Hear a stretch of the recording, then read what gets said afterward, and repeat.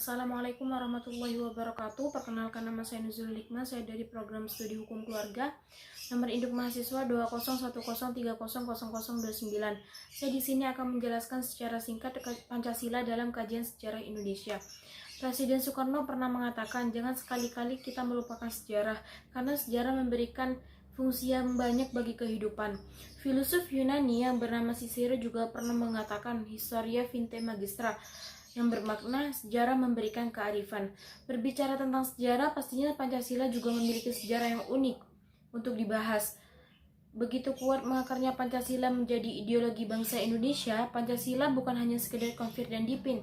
Pancasila bukan hanya sekedar identitas negara saja. Berikut perjalanan Pancasila mulai dari pra-kemerdekaan hingga masa reformasi. Pancasila Prakemerdekaan. Dr. Rajiman Widyodiningrat selaku Ketua BPUPKI meminta sidang untuk mengemukakan dasar negara. Permintaan tersebut menimbulkan rangsangan amnesis kepada pendiri bangsa. Dan pada akhirnya tanggal 29 Mei sampai 1 Juni terlaksanalah sidang pertama BPUPKI, yang dimana para pendiri bangsa Indonesia tampil secara berturut-turut untuk mengemukakan dasar negara. Akan tetapi pada sidang pertama terjadi perdebatan sengit antara kaum elit nasional Muslim dan kaum elit nasional Kristen. Namun dengan kesadaran masing-masing personal terjadilah kompromi politik dan pada akhirnya menyepakati Piagam Jakarta. Piagam Jakarta tersebut disahkan pada tanggal 22 Juni 1945. Pada awal kelahiran Pancasila, Pancasila hanya sebagai kontrak sosial saja. Hal itu dikarenakan begitu sengitnya perdebatan.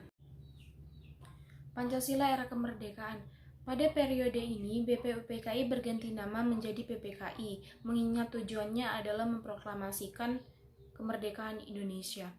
Pada masa ini, 2 bom atom diluncurkan di negara Jepang, sehingga negara Jepang menyerah kepada Amerika.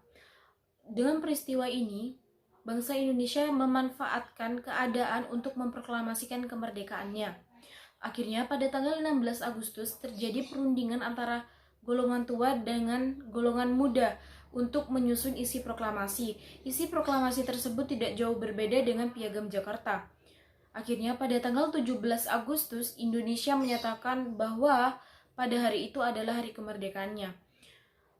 Awal dekade 1950-an, pendiri tokoh bangsa meminta untuk menginterpretasi kembali Pancasila pada saat itu. Pancasila pada periode Orde Lama. Terdapat 2 pandangan besar terhadap dasar negara yang menimbulkan munculnya dekret presiden. Dekret presiden tersebut berisikan tentang 1.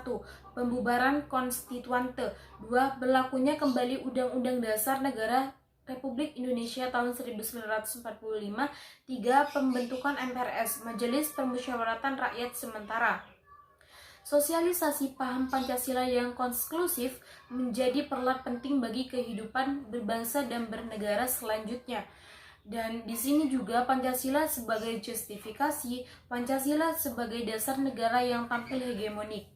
Pada masa Orde Lama ini, Insinyur Soekarno dilengsarkan dari jabatannya melalui sidang MPRS, yaitu sidang Majelis Permusyawaratan Rakyat Sementara. Pancasila pada periode Orde Baru. Setelah lengsarnya Insinyur Soekarno, Jenderal Soeharto mengambil alih bangsa Indonesia dan mengubah arah pemahaman terhadap Pancasila. Presiden Soeharto mengatakan bahwasanya Pancasila bukan hanya sekedar semboyan. Pancasila dijadikan political force sebagai kekuatan ritual. Begitu kuat mengakarnya Pancasila sebagai dasar negara Indonesia, akhirnya pada tanggal 1 Juni 1968 Pancasila dijadikan sebagai pedoman hidup. Pancasila era reformasi.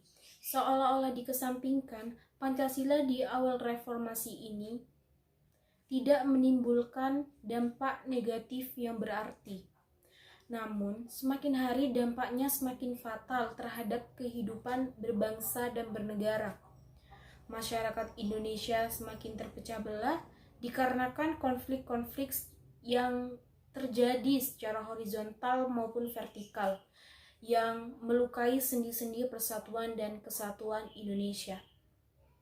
Pancasila merupakan dasar negara. Pancasila merupakan ideologi bangsa yang harus diamalkan, dihayati, dan dipahami oleh setiap komponen bangsa tanpa terkecuali. Kesadaran paham Pancasila semakin bermunculan.